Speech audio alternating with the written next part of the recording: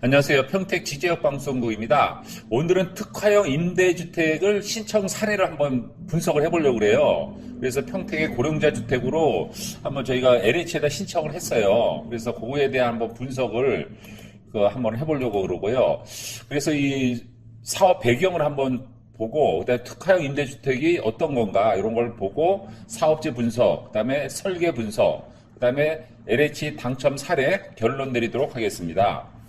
자, LH 특화주택에서 고령자 주택을 요즘에 트렌드예요. 왜냐면은 고령자가 인구가 계속 늘고 있거든요. 고령자 비율이. 저희가 그래서 12%여서 20%, 그 다음에 2065년도에는 42.5%까지 초고령자가 진입을 합니다. 절반 가까이가. 그러면 이제 노인들이 살 수 있는 주택에 대한 수요가 많이 느는 거죠. 거기에 맞는 주택 수요를 정부에서 대비하는 거고, 저희 민간인도 대비를 해야 된다. 이런 취지에서 고령자 주택이 상당히 좋으리라 생각을 합니다.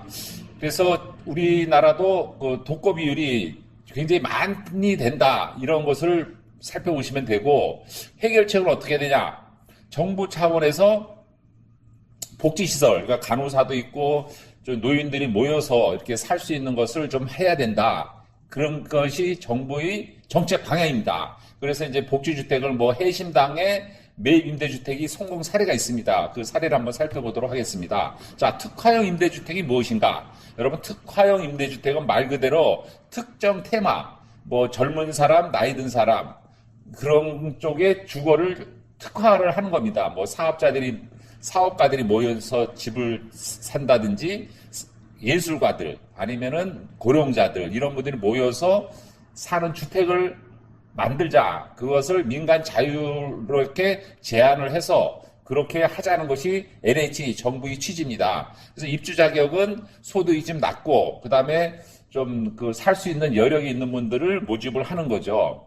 그래서 1차적으로 1차 공모를 합니다. 그래서 공모를 해서 아까 얘기한 청년 예술가, 그 다음에 발달 장애인, 아니면 고령자 특화, 이런 분들이 모여 사는데 시세의 절반 정도로 살 수 있도록 하자. 그래서 그 집들도 그 특화된 사람들이 편리하게끔, 발달 장애인들은 장애인들이 그 주거의 공간, 그리고 고령자는 고령자, 설거지하는 곳을 낮추고, 또 화장실이나 모든 것을 좀 이렇게 좀 낮고 손받침이 있는 것들, 그다음에 예술가들이 살 수 있는 그러한 주택을 만들자는 것이 취지입니다. 설계 분석, 고령자 복지주택을 먼저 설명을 드리면 비상 베일이 화장실 모든 곳에 있고, 그다음에 세면대 사열실을 좀 낮추고, 그다음에 욕실도 미닫이 문을 만들고, 그다음에 욕실 복도를 안전 손잡이를 두고, 그다음에 바닥을 미끄럼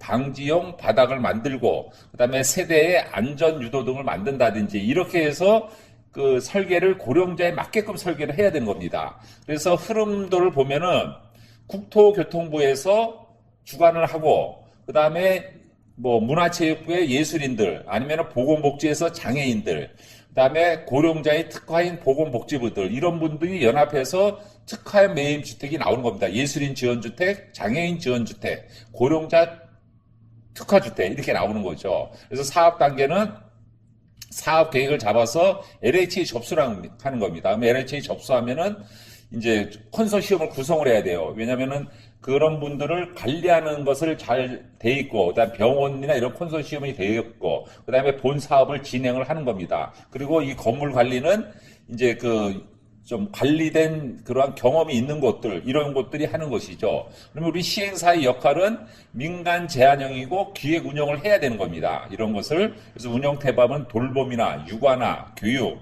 일자리, 창업 지원, 이런 것이 사업 시행자가 자유롭게 운영 테마를 제안을 해야 되는 겁니다. 자, 이번에 저희가 제안한 곳은 평택의 송탄역입니다. 송탄역에서 거리로 한 470m 정도 되는 위치에다가 저희가 하려고 합니다. 그래서 그곳은 주민 공동시설도 있고 병원도 있고 시장도 있고, 이렇게 고령자가 굉장히 많이 살더라고요. 그래서 이쪽을 신청을 한 겁니다. 토지 현황은 한 23필지를 저희가 연합을 해서 토지를 매입을 한 상황에서 신청을 하는 거죠. 주변에 1km 안에 있는 환경 분석입니다. 일단은 지하철역이 가까워야 되고 그 주변에 병원이라든지 예를 들어 뭐 시장이라든지 뭐 주민자치센터라든지 이런 것이 가까이 있는 게 좋아요. 그리고 이제 현장 사진을 저희가 이제 좀 보여드리는 거고, 그다음에 준공 후에 어떻게 건물이 들어서는 거고, 예상 조감도는 이렇게 되는 겁니다. 그 노후된 곳을 22필지를 건물을 져서 이 나이 드신 분들이 살 수 있는 공간을 만들어내는 거죠.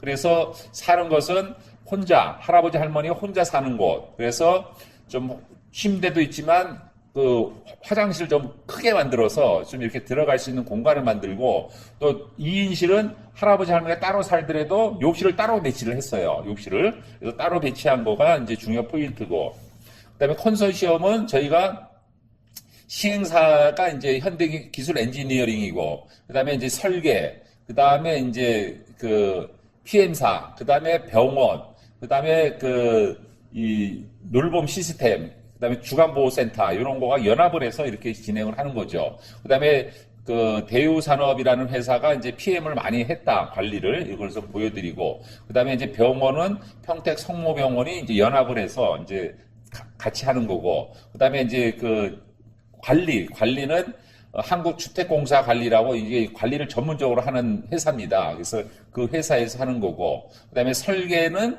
이제 고령자 주택 위주로 설계를 했죠. 지하에 이제 층고가 이게 레벨이 있어요, 땅이. 그래서 지하 2층까지가 1층으로 이게 형성이 돼 있어서 실질적으로 지하 5층이죠, 지하 3층입니다. 이렇게 해서 만들었고, 그다음에 1층에는 이제 로비로 해서 이제 노인분들이 설 수 있는 공간을 배치를 했고, 2층에는 이제 놀봄 시스템. 그래서 여기다가 주간보호센터, 그다음에 요양센터, 그다음에 일자리 지원센터, 이걸 이제 특화해서 이렇게 만들었습니다. 3층부터 이제 1인실, 2인실에서 고령자 주택이 이제 11층까지 지어 있고, 그리고 옥상에는 텃밭을 만들어서 이제 노인분들이 이렇게 이쪽에서 텃밭을 할 수 있는 공간을 배치를 한 겁니다. 평면도는 아까 보셨다시피 두 분이 살 수 있는 A타입, 할아버지 할머니가 이제 따로 같이 거주하는데 함께 살기가 좀 불편한 경우가 있어요. 그래서 따로 살더라도 화장실이나 옷장을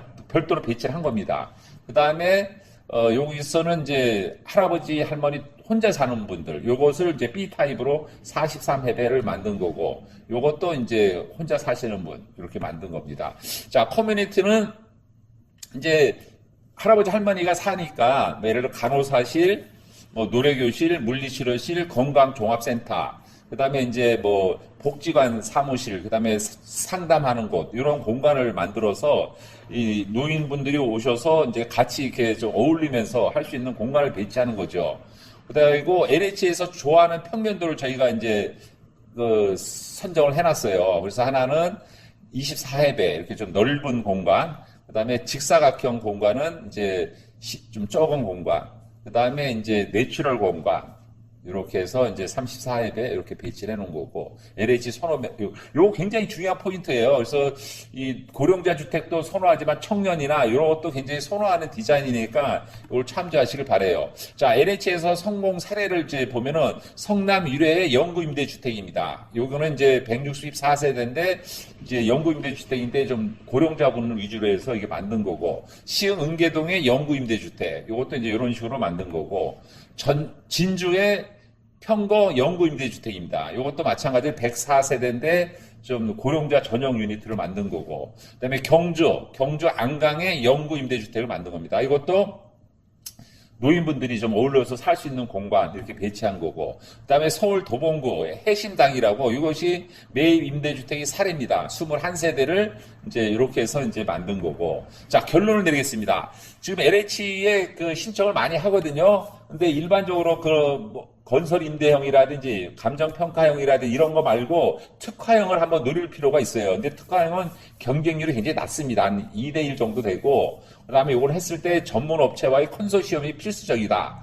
그리고 컨소시엄을 한 PM사가 협의해서 요 임대주택이나 고령자 주택 아니면은 장애인 주택, 그 청년 그 사업가, 예술가들을 관리할 수 있는 그런 업체를 잘 선택을 해야 되고, 설계는 그게 맞는 컨셉이 설계 필수 사항입니다. 그래서 설계하더라도 특화형을 했던 설계 업체, 그다음에 이걸 관리한 업체와 잘 해서 해야 되는 부분이고, 그리고 설계할 때 공사비가 중요합니다. LH는 공사에 대한 것을 철두철미하게 하지만 또 코스트를 낮추고 설계의 디자인을 확보할 수 있는 공사비를 먼저 예상하고 설계를 해야 된다. 그리고 경쟁률이 낮은 만큼 전문성이 필요하다. 그리고 모든 사업은 정부 정책에 따라가는 정책. 그리고 고령자가 많이 지금 비율이 있기 때문에 고령자가 전문으로 쓸 수 있는 주택 공간이 필요해요. 그래서 이런 쪽으로 사업을 하면 괜찮다는 생각이 같습니다. 이상 오늘은 평택 지제역방송국에서는 LH에서 사업을 하고 있는 특화형 임대주택 신청 사례를 분석을 했습니다. 여러분 이 방송이 유익했다면 구독, 좋아요, 알림 설정 부탁드리고, 땅이 있는데 좀 개발하기가 좀 난해한 땅은 한번 저희 그 평택 지역 방송국에서 특화형 임대주택의 LH 신청 사례를 담아놨으니까 댓글이나 관심을 가지길 바라겠습니다. 감사합니다.